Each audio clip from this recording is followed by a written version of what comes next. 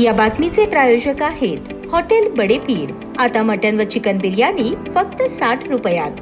आमचा पत्ता Lakshmi market Vijapur waste आणि दुसरी शाखा मुस्लिम बादशाहपेठ सोलापूर।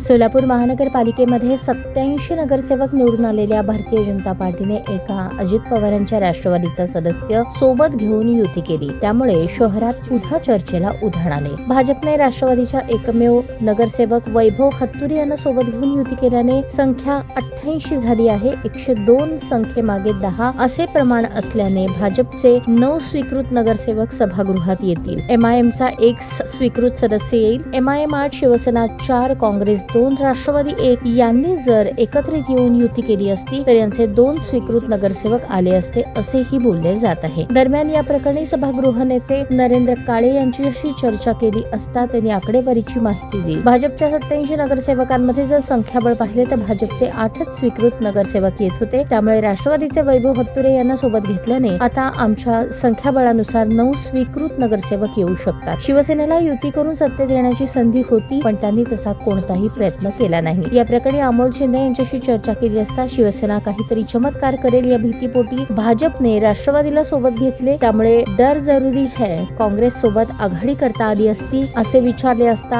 आम्ही एकमेकांच्या विरोधात लढलो आहोत, आघाडी केली तर त्याबद्दल नागरिकांमध्ये चुकीचा मेसेज जाईल म्हणून आम्ही सभागृहामध्ये स्वतंत्र राहत आहे।